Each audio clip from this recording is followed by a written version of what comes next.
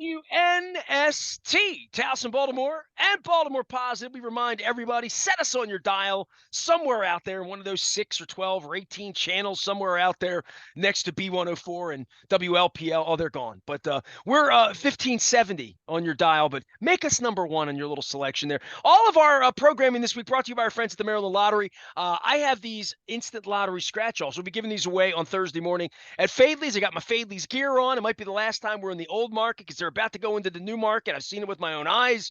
We'll be there on Thursday morning. We had a great time at Spirits West with our friends at Window Nation last week with Chad Wiesling, with Chris Pica, with Rick Kehoe, talking some old school softball, talking about the neighborhood, talking about St. Joe, and talking about the history of Baltimore rock and roll and the Kicks band and Child's Play and all that stuff, as well as Josh Jacobs and the running back situation. Luke Jones is here now. We're not going to talk about the J.K. Dobbins situation, although I did talk to Chad Wiesling about that for a little while, and he understands he's working for J.K. Dobbins and every other running back out there.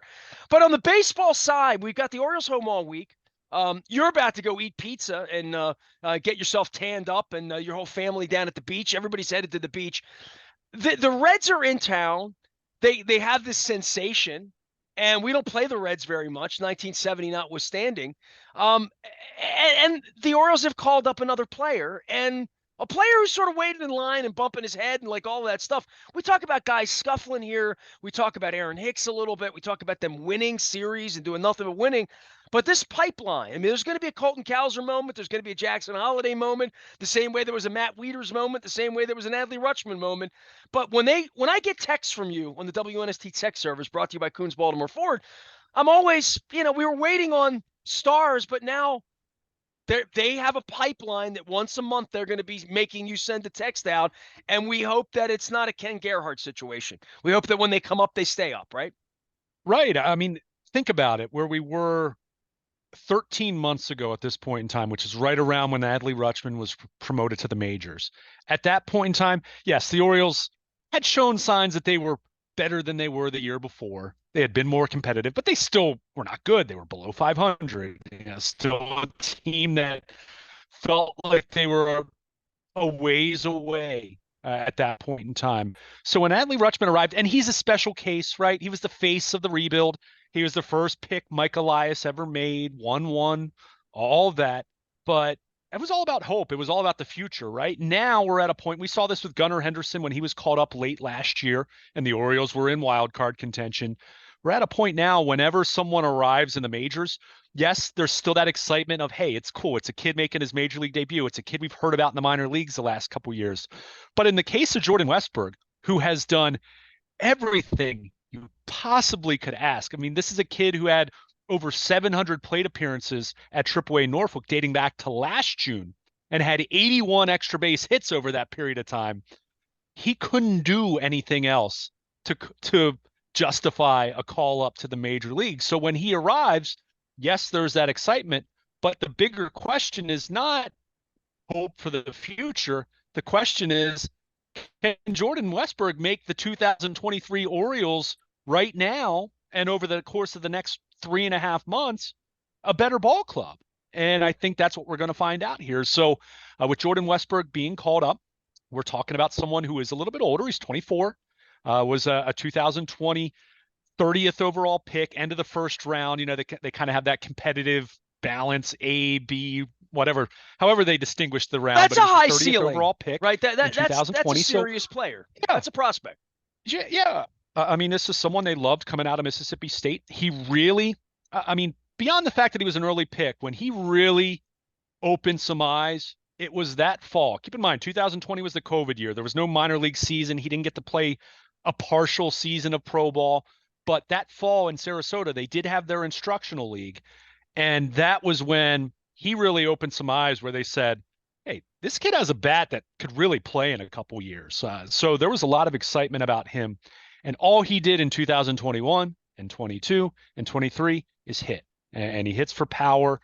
He does have a little bit of swing and miss, as most players do in the modern game. But he moves around. He's played a lot of third. He's played a lot of shortstop. He's played some second. This year, he's even played some corner outfield. So I am going to be fascinated to see how Brandon Hyde deploys him on a nightly basis, because you have him You have Gunnar Henderson who can play third or short.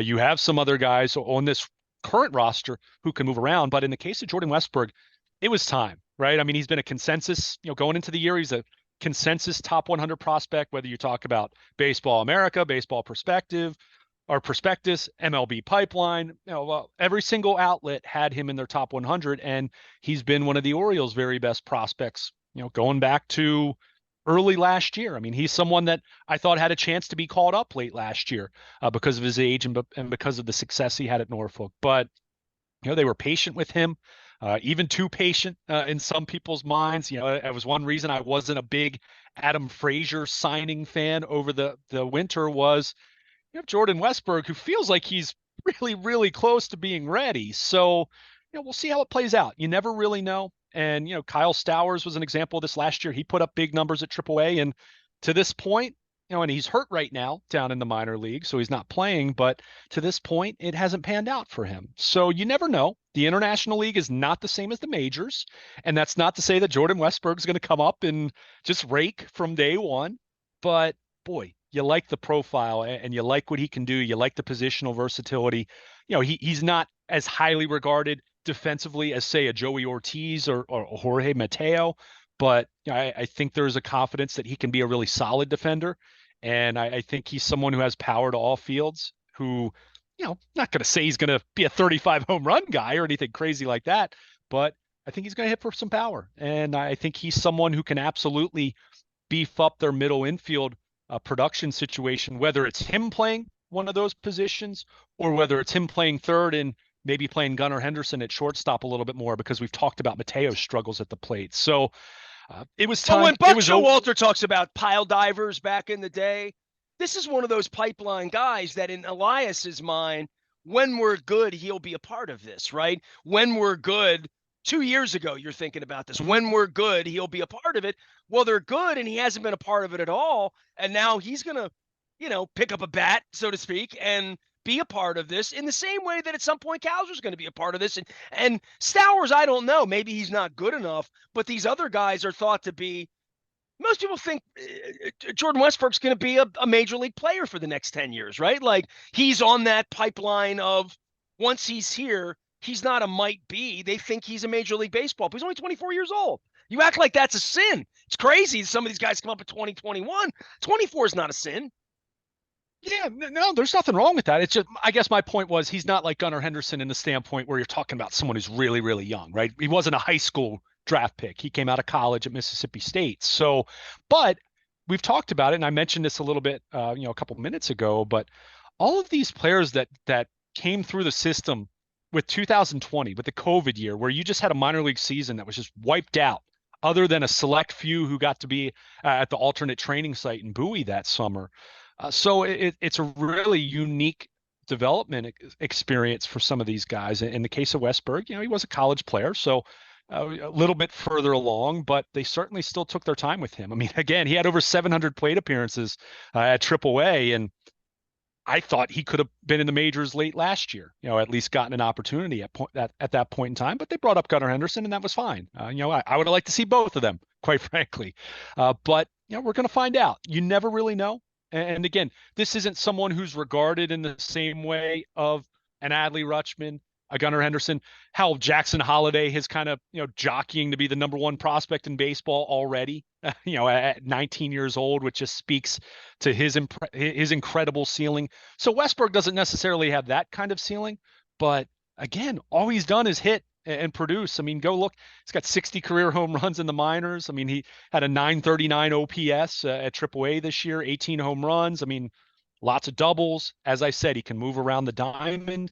So I think you have some options as far as where you play him and getting his bat in the lineup. So, the plan is he's going to play. You don't call him up to sit on the bench. So he's going to play, and it's going to mean fewer at bats for Mateo one way or the other, probably fewer at bats for Adam Frazier one way or the other. And look, if you're not going to produce, this team has a farm system where you can be replaced, or you can at least be, your role will shift a little bit. And I think don't view that as a negative for those, maybe for those guys individually, it's a negative, but for the Orioles themselves, if you can then bringing Adam Frazier off the bench late in the game, who's a high contact kind of hitter in a situation, or Jorge Mateo coming off the bench to be a pinch runner or a late game defensive replacement, you've just made your bench better too. So there are moving parts to this. There are lots of tentacles to this. Whenever you call up someone like this, who you're hoping is going to make you better, and we'll see. We'll see how it plays out. And Westberg could struggle just in the way that every young player is going to struggle at some point in time. But I think there's a lot of excitement here, and this is someone that's been talked about for a couple years. Like I said, that fall instructional league down in Sarasota in 2020, they were kind of him and Gunnar Henderson both really. There were some people in the organization that said, "Wow, we might have something with these guys that's even more than we thought when we drafted them." So we'll see how it plays out. And like I said, he does have some swing and miss. So it's not to say that he won't struggle, but I think again, you see the numbers at Norfolk, and I think it sends a good message to everyone in your system, whether you're the number one prospect or whether you're someone that's a little more fringe-like, where you just say, hey, you go through every level, you graduate Aberdeen, you graduate from Bowie, you graduate at Norfolk, you're going to get an opportunity here. Even with the club being good, you're still going to get an opportunity here. Even with the team that's a top 5 record in baseball, as the Orioles have right now, you're going to get an opportunity. So I think that just sends a great message to everyone down below. And again, you're hoping that Jordan Westburg comes here and maybe not immediately, but over in the coming weeks, makes you a better ball club. I mean, that's the idea, right? So I think there's a lot of excitement for his arrival. And I think there are definitely some expectations that he can help their infield offense, which, let's face it, other than Gunnar Henderson, and not talking first base, but third, shortstop, second base, other than Henderson, they've been lacking in that department offensively. So if Westberg can be added to the mix here and beef that up, it's just going to make you better here over the next 3.5 months. With these young players, they come up for all these guys that strike out a lot. I don't even know how to judge them when they strike out a lot, as long as they're hitting the ball a little bit. And that goes for Mountcastle, that goes for Henderson, that goes for any of these guys that feel a little slumpy. Not necessarily Dave Kingman-y, because if Jordan Westberg comes up and is Dave Kingman-y, that would be against his bloodline of everything he's done in the minors, right? Like, he's going to strike out, but he's also going to hit 275, 280. He's going to hit some bombs, he's going to drive in runs, he's going to hit doubles, he's going to do all of that. But the question is he going to hit a $180 when he comes up the first month? Because the first 100 at bats are going to be different than international league pitching or AA, where he's been. But the C, pitch selection won't be there. He's going to strike out, but it's just a matter of contact and how it goes, and probably how they use him a little bit too, because they didn't bring him up to use him 3 days a week, right? Like, he's going to be in the lineup all week. I would think if they're bringing him up, they're going to make room for him, and we'll judge him a couple weeks from now. But when these young players come up, the first thing is you start looking is pitch selection. Are they putting the ball in play at all? Do they look overmatched? All of that. And that would be the case with a 100-loss team when you bring somebody up.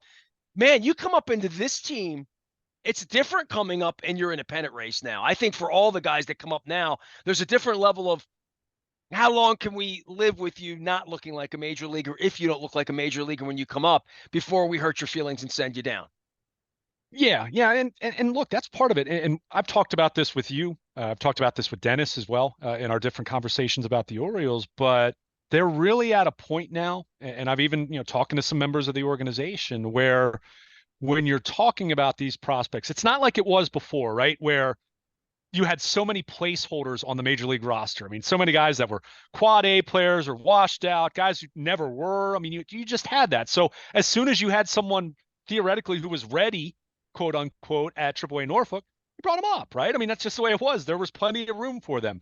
The difference now, and this is where Kyle Stowers ran into some trouble, just to use him as an example. And I'm not trying to bury the kid, and he's hurt right now at Norfolk, and maybe we'll see him again at some point. You never know what's going to happen. But there was an example where, if you're evaluating a prospect at Norfolk, now the question is much more, how does he compare to who we have in that position at the major league level? And in the case of Stowers, he ran into the problem because it's you asked a very simple question: is he better than Anthony Santander in right field? No. Is he better than Austin Hayes in left field offensively, or more specifically, which is much more of a challenge now with the big left field in Camden Yards, where you basically need 2 center fielders in your outfield to cover that ground?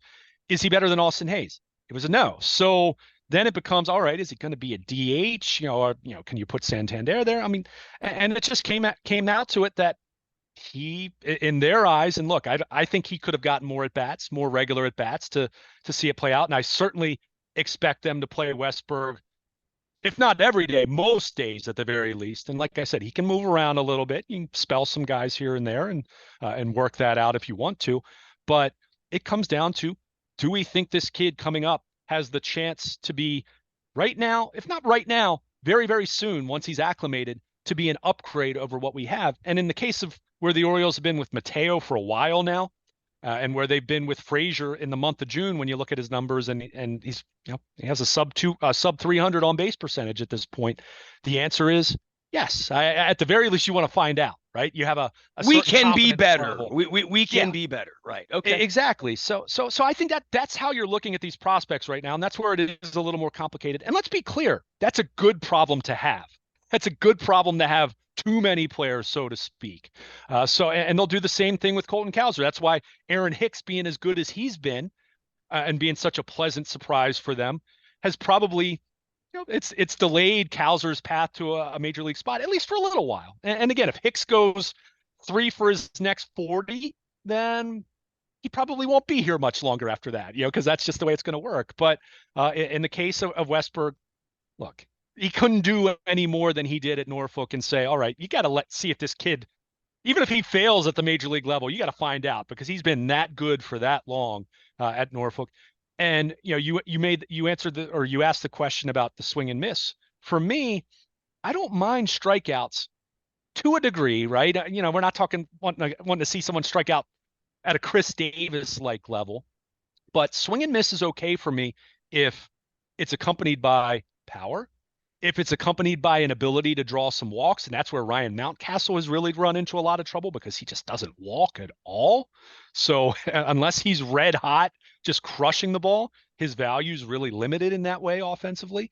But in the case of Westberg, he does have some swing and miss. He struck out 147 times last year.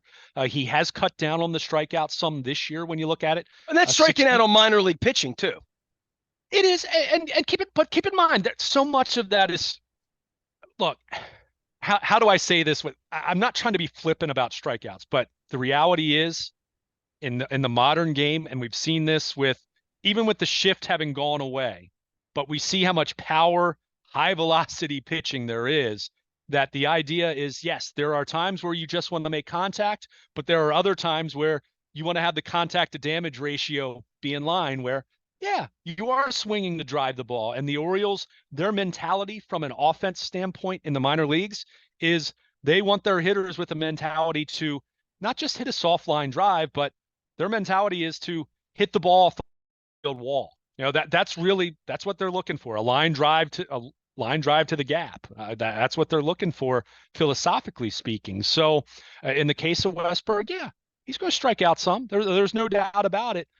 He's not going to, he's not an Adley Rutschman level or Gunnar Henderson level of walking, but he'll take his walks. He's not, I don't think he's Mountcastle either. So somewhere in between those two extremes. But what you're hoping to see is, this kid has 35 extra base hits this year already, in less than, roughly half a season in the minor leagues. So, how's that going to play? Is he going to be able to get over the big wall in left field a little bit? Is he going to be able to drive the ball to left center and right center? This is someone who's shown an ability to hit the ball with power in every direction. So, we're going to see how it plays out. Again, I'm not saying Jordan Westburg's a future all-star, but I think he's got a bat that can help them. And I think he's got enough positional versatility that he can move around a little bit for you, depending on your need, and be that kind of player for you as well. I think it'll be, it's been interesting to see him play a little more outfield this year down in Norfolk. So who's going to be the guy that could be, in the short term? Something we see at some point. But is this Frazier's at bats this week? Their infield's been lacking.